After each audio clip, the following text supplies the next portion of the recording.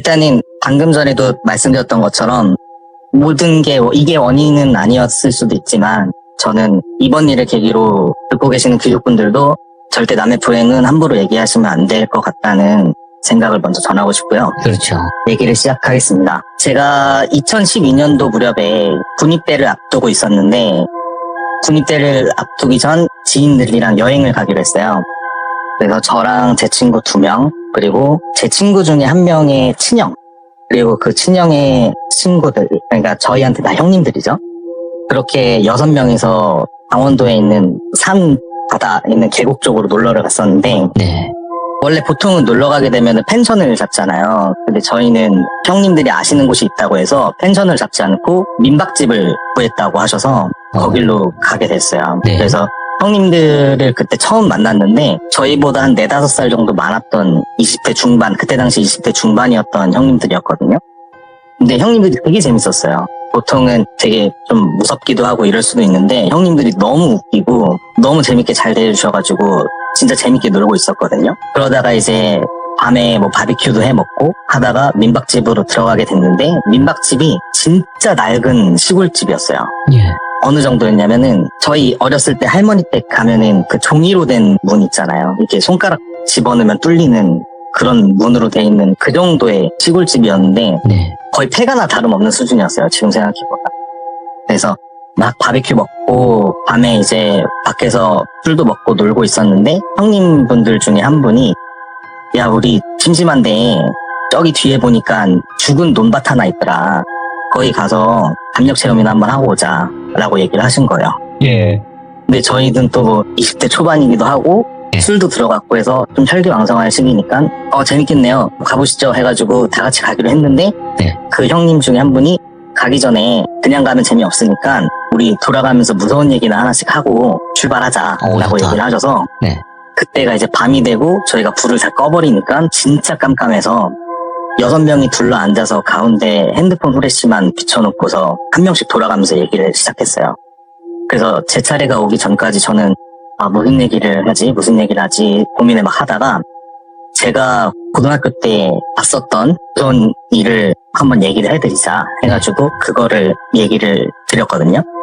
그때 이제 제가 경험했던 일이 뭐냐면은 제가 그때 당시에 어머니랑 저희 둘째 이모 이렇게 셋이서 살고 있었는데 주말이었어요. 그때가 주말이었고 제가 아직도 그때 상황이 너무 충격적이어서 기억이 나는 게 뭐냐면은 그때 당시에는 주말이 되면은 MBC 같은 데서 토요 명화라는 걸 보여줬어요. 그러니까 지금이야 영화를 뭐 넷플릭스나 뭐 다른 영화 채널에서 보여주고 했었는데 그때는 정규 방송에서 재밌는 영화를 보여주기도 했었고 그때 나왔던 영화가 I am Sam이라는 영화예요. 제가 아직도 기억이 나요. 이때가 기억이 나서. 그래서 저는 그 영화 보려고 꾸벅꾸벅 졸면서 밤 11시쯤이었을 거예요. 네. 보고 있는데 저희 둘째 이모가 그때 당시 백화점에서 근무를 하셔가지고 집에 오시면은 11시, 12시쯤 되실 때였거든요. 그래서 이쯤 되면 이모 오시겠다 하고 기다리고 있는데 저희 집이 3층이었는데 저희 집 바깥이 엄청 깜빡깜빡거리는 그 후레쉬 같은 게 느껴지는 거예요. 이 밤에는 누가 돌아다닐 시간도 아니고 저희 아파트가 그때 당시 되게 노후화된 아파트라서 뭐 조명이 있거나 이런 것도 아닌데 사이렌처럼 뭐가 깜빡깜빡 하고 있는 거예요.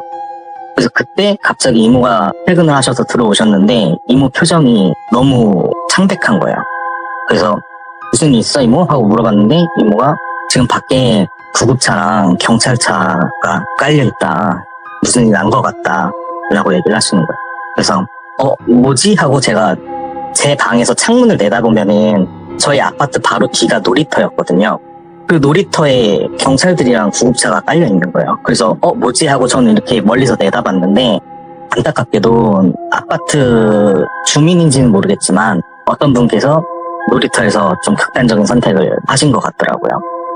그래서 그때 구급차랑 경찰 대원이 와가지고 운반하는 과정을 제가 봤었던 건데 아까 말씀드렸지만 조명이나 이런 게 없다고 했잖아요. 아파트가 너무 옛날이어서. 네. 그래서 오로지 LED 후레쉬 같은 걸로 비춰가지고 이제 좀 약간 긴박하게 그분을 옮기고 있었는데 한 분이 실수로 안 보이다 보니까 넘어지신 거예요. 그러면서 그 들것이 이렇게 엎어져 버리고 그 어린 나이에 그걸 봤는데 이 영화에서만 보던 거를 실제로 보니까 이게 너무 충격적이더라고요. 그렇죠. 그래서 그때 잠도 못 자고 우리 아파트에서 사람이 죽었구나 이 생각하고 벌벌 떨면서 주말을 보냈는데 제가 그때 평일이 돼서 학교에 가서 그러면 안 되지만 제가 이 얘기를 누군가한테 해주고 싶은 거예요. 그때 당시에는.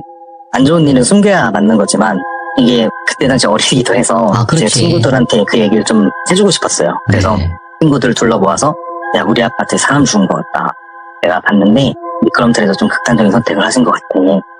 너네 우리 아파트 지금 와보면은 그 놀이터에 지금 스티커 다 쳐져 있고 아무도 못 들어오게 막아놨다. 근데 이 얘기를 하고 있는데 친구들이 막 진짜? 막 이러면서 얘기 듣고 있는데 한 친구 표정이 되게 어두운 거예요. 그리고 그 친구가 갑자기 야 너 그 사람 누군지 알고 그 얘기하는 거야? 하고 물어보더라고요. 그래서 누군데? 그러니까 너 우리 옆옆반에 Y라는 여자애 알지 않냐? 너 걔네 언니다 라고 얘기를 해주는 거예요. Y라는 친구가 저랑 초등학교, 중학교 다 같이 나왔던 여자인 친구였거든요. 근데 그 친구의 뭐 가정 환경도 문제가 있을 수도 있었겠지만 제가 그때 당시 기억하기로는 수험생이셔서 수능 문제 때문에 실패하고 하다가 극단적인 선택까지 하셨다고 전해들었었어요.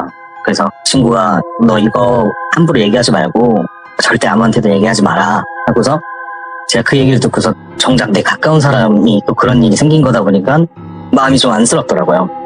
그래서 그 후로는 얘기를 하지 않다가 아까 다시 이제 여행지로 돌아와서 제가 꼭 얘기를 할 필요는 없었지만 그 얘기가 너무 소름 돋고 무서웠기 때문에 그 얘기를 형들한테 했어요. 그래서 친구들이랑 형들이 그 얘기를 듣고 야, 너 실제로 그런 거 봤으면 진짜 무서웠겠다 이러면서 지나가고 있는데 형님분들 중에 엄청 웃겼던 형이 한 분 계세요. 그 형님을 똘비 형이라고 제가 말씀드릴게요.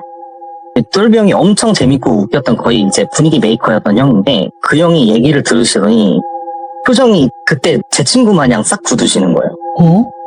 그래서 형님 혹시 무슨 일 있으세요? 물어봤는데 너 그때 몇 시였는지 기억하냐? 라고 물어보시는 거예요. 그때 한 11시에서 12시쯤 됐던 걸로 알고 있다. 너네 아파트에 그 시간에 누가 거기서 그걸 봤겠냐고. 아침에 발견된 것도 아니고.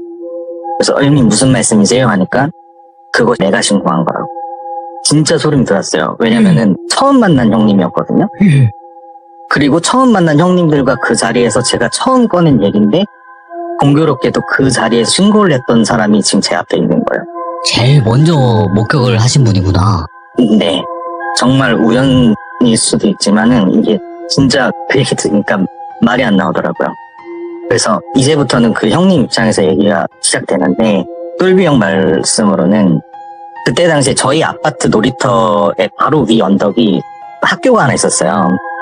중학교가 하나 있는데 그 중학교에는 이제 밤이 되면은 형님들이나 다른 친구분들이 막 모여서 공놀이도 하고 이것저것 막 놀고 좀 안 좋으신 분들은 뭐 불량 학생들은 담배도 피우고 이랬던 곳인데 밤을 넘으면 저희 아파트 놀이터로 바로 내려올 수 있었던 그런 위치였거든요. 똘비 형이랑 똘비 형 친구분들이 거기서 이제 공놀이를 하다가 축구공을 발로 찼는데 그게 저희 아파트 놀이터에 떨어진 거예요.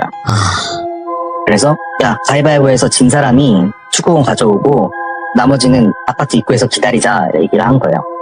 근데 저희 아파트가 노후화된 아파트다 보니까 입구가 하나밖에 없어요. 그래서 삥 돌아가야 돼서 가위바위보를 했는데 똘비 형이 졌고 똘비 형은 그냥 담을 넘어서 아파트로 놀이터로 들어간 거고 다른 형들은 이제 돌아서 똘비 형 데리러 이제 아파트 입구로 가서 같이 만나기로 한 거죠. 그래서 똘비 형이 딱 내려와서 핸드폰 후레쉬로 축구공 어딨지? 하는 봤더니 미끄럼틀 안에 축구공이 있는 거예요.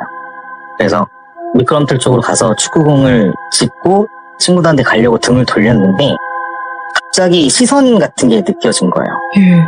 근데 이게 그때 당시 똘비 형이 정말 무서웠던 게 뭐냐면은 이게 설마 귀신일까? 내가 지금 헛것을 봤나 생각이 드는데 만약에 이게 귀신이 아니고 사람이면 더 무서운 거예요.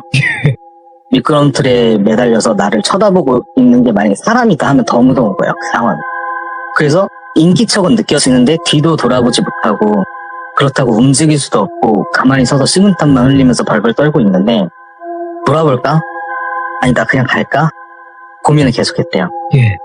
시간이 얼마나 지났는지도 모르겠대요. 친구들 언제 오지? 여기 지나가는 사람 없나? 경비는 없나? 이런 생각만 하고 벌벌 떨고 있고 계속 위쪽에서 아래로 내려다보는 그 시선이 나한테 꽂히니까 똘명이 진짜 미치겠는 거예요. 근데 그러다가 갑자기 아파트 입구 쪽에서 야 똘비야 어디야? 왜 안 와? 하면서 그 그 형 친구분들이 하도 안 나오니까 데리러 오신 거예요. 시간이 어느 정도 지나서.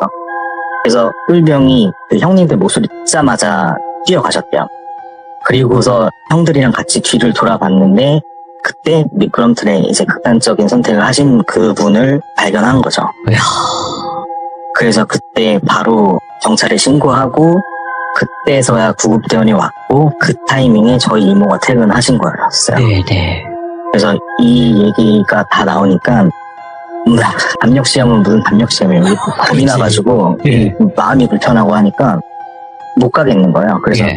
그대로 잠을 자고 이 얘기를 꺼낸 저도 뭔가 되게 찝찝한 거예요. 와, 내가 또 얘기를 하면 안 되는 걸 얘기한 건가 네. 싶었는데 본격적인 얘기는 이제 이때부터 시작됐는데 오. 이때부터 저한테 좀 이상한 일들이 생기기 시작했어요. 네. 이제 형님들 친구분들 다 헤어지고 저도 이제 군 입대를 한 1, 2주밖에 안 남긴 상황이어서 집에서 좀 쉬면서 지내고 있었는데 그때는 어머니랑 둘이 살았어요. 이제 네. 둘째 이모는 나가시고 어머니랑 둘이 살 텐데 제가 흡연자기 때문에 제가 흡연을 하고 싶어서 어머니한테 편의점 갔다 온다고 하고 아파트 계단을 담배를 피우려고 내려왔는데 예. 제가 3층에서 지냈다고 했잖아요. 3층, 2층, 1층 내려가는 동안 올라가는 동안 계속 중간에 불이 켜져요. 밤이 되면. 그래서 3층, 2층, 1층 내려와가지고 엄마가 혹시 나오진 않을까 해서 위쪽 올려다보면서 제가 담배를 피우고 있었는데 3층에 불이 켜지는 거예요. 예. 그리고 기다려다 보니까 2층 쪽에 또 불이 켜져요. 그래서 전 순간적으로 어머니 내려오시는 줄 알고 담배를 급하게 껐어요. 그리고 1층 쪽에 불이 켜졌는데 아무도 안 나오는 거예요. 그리고 불이 딱 꺼져요. 뭐지? 그냥 센서가 오류난 건가 했는데 뭔가 마음이 불편해지는 거예요.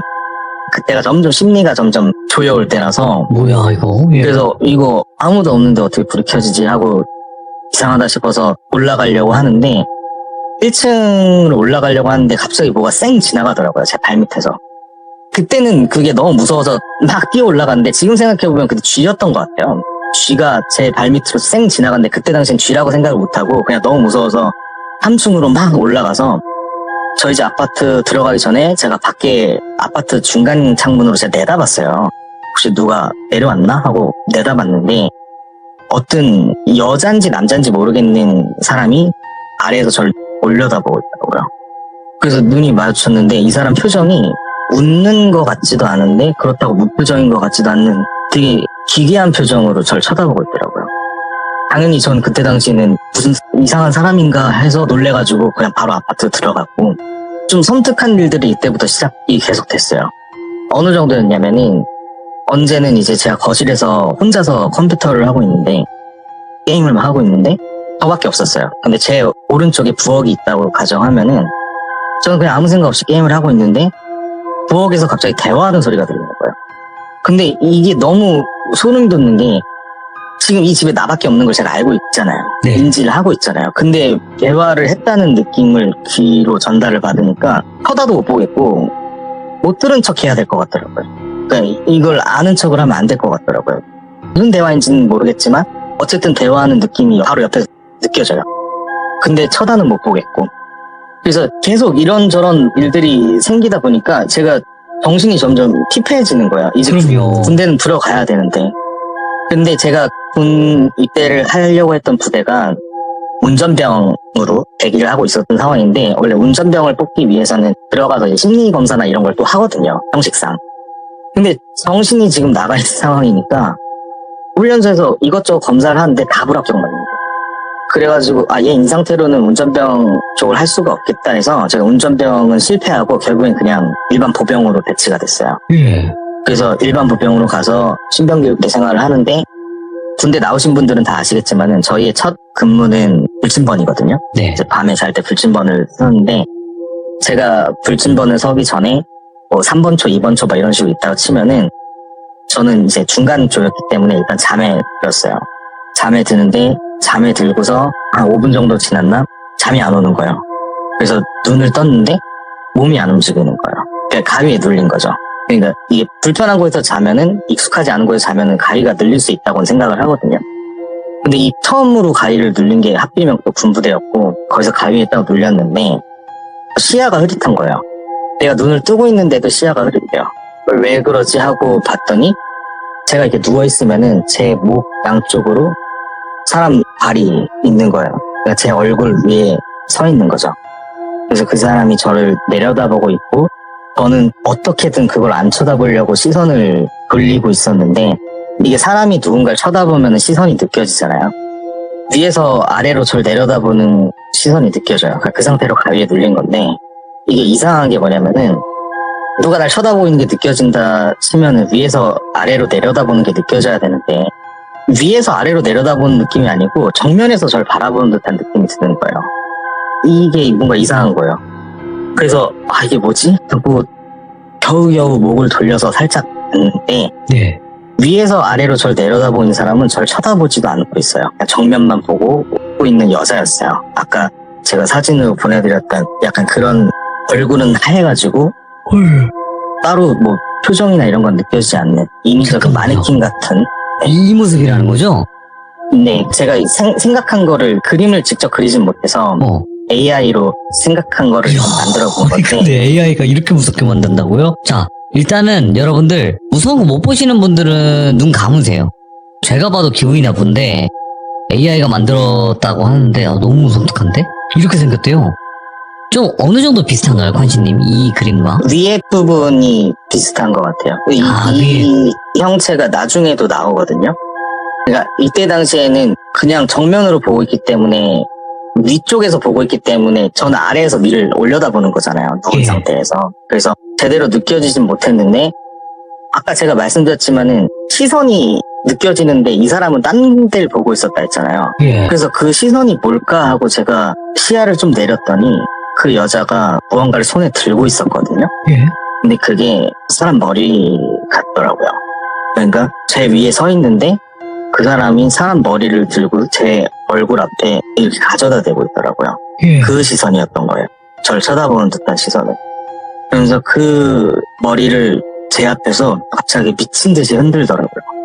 진짜 정신이 나갈 것 같았어요. 움직일 수도 없고 이 위에는 저를 보는 게 아니고 정면을 보면서 웃고 있는데 손에 쥔 머리로 제 얼굴 앞에 계속 흔들어대고 몇 시간을 그렇게 버텼는지 모르겠어요.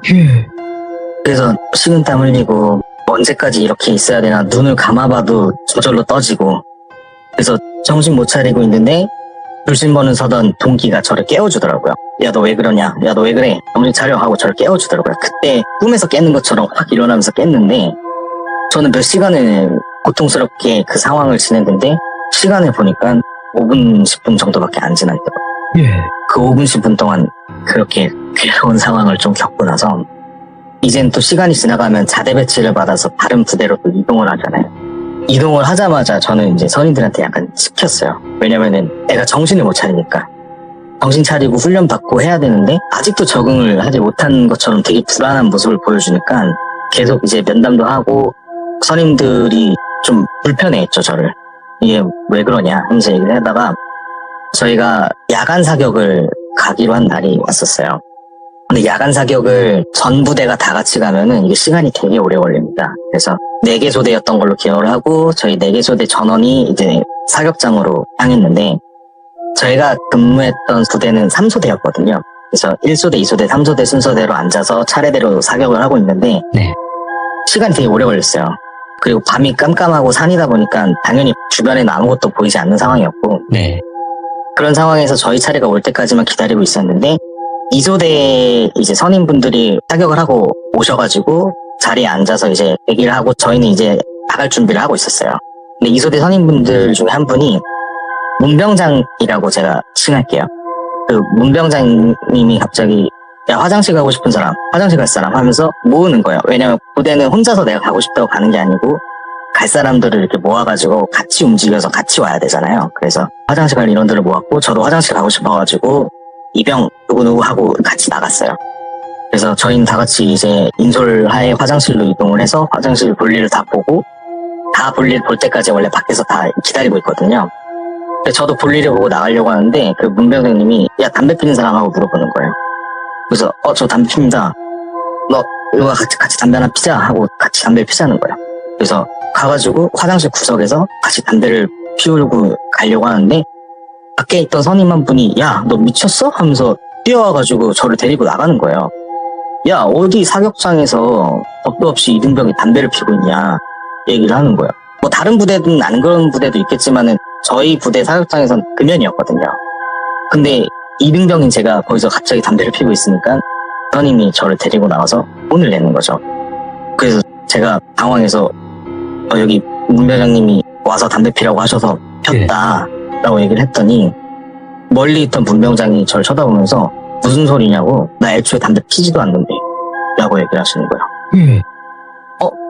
그게 무슨 말씀이시냐, 아까 담배 피자고 하셔서 담배 핀 거다, 제가 이등병인데 어떻게 맘대로 담배를 피우냐 했는데, 애초에 그 선임은 담배를 핀 적도 없고 그런 얘기를 한 적도 없다는 거예요. 그래서 이상한 놈이네 하면서 또 혼나고 다시 이제 사격장으로 복귀를 하고 있는데, 또 풀숲 쪽에서 어떤 시선이 느껴졌고 그거를 쳐다봤더니 아까 제가 사진을 보여드렸던 그 형체가 또 산 중에서 저한테 목격이 된 거예요. 그래서 저는 그걸 보면은 너무 끔찍해서 또 못 본 척하고 못 들은 척했어요. 그러면서 그냥 정면만 보고서 옆에서 들리는 소리는 무시하고 그냥 앞만 보면서 다시 사육장으로 복귀를 했고, 그때 복귀를 하고 자대로 복귀할 때까지 진짜 주변은 볼 틈도 없고요. 그냥 앞에 있던 선임 등만 보면서 그냥 갔던 기억이 나요. 너무 무섭고 공포스러워서 못 보겠더라고요, 주변을. 그래서 이렇게 군 생활을 계속 할 수는 없는 상황이라서 이거 진짜 어떻게 해야 되나 하고 걱정이 많았던 상황에 갑자기 행정반에 연락이 옵니다. 관시 너 행정반 빨리 와봐. 그래서 행정반에 갔는데 집에서 전화 왔다 라고 얘기를 하시는 거예요. 무슨 일인지 여쭤보니까 어머니가 쓰러지셨다는 연락이 온 거예요. 그러니까 저한테 안 좋은 일들이 하나하나 생기기 시작하다가 이제 결국에는 이제 저희 가족까지 안 좋은 일이 생겨버린 거예요.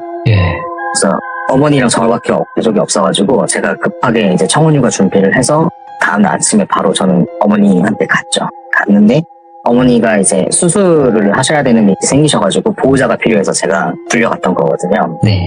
그래서 어머니 수술 마치시고 회복하시는 기간 동안 제가 계속 병간호를 하고 있었는데 아무래도 이 얘기를 말씀드려야 될 것 같은 거예요. 이대로는 도저히 버틸 수가 없을 것 같아서 제가 어머니가 좀 회복되시고 이제 말을 좀 할 수 있으실 때 제가 어머니한테 말씀드렸어요. 지금까지 이런 일들이 있었고 군부대에서도 이런 일들이 있었고 계속 이런 게 보인다. 지금 진짜 정신 나갈 것 같고 나 이대로는 생활 못할 것 같다. 어떻게 해야 될지 모르겠다. 하니까 어머니가 지금 자기가 몸이 안 좋아서 같이 움직일 수는 없는데 어머니가 불교셨거든요. 내가 다니는 절이라도 한번 갔다 와봐라. 가서 큰 스님한테 얘기 드리고 큰 스님이랑 얘기 좀 해보고 마음을 좀 편하게 생각하고서 복귀를 하는 게 낫지 않겠냐. 엄마 어차피 여기 혼자 있어도 되고 몸이 좋아지고 있으니까 너무 걱정하지 말고 절에 한번 가봐라 라고 말씀을 하시더라고요. 그래서 제가 복귀를 앞두고 진짜 마지막으로 한번 믿어봐야겠다. 이거밖에는 도저히 도움을 받을 곳이 없을 것 같다 싶어서 제가 절에 갔어요. 아기 때 어머니 따라서나 갔었지 나이 먹고서 제가 가본 적은 없었거든요. 그래서 혼자서 제가 절에 가서 큰 스님이라는 분을 소개받았고 저희 어머니 소개로 왔다.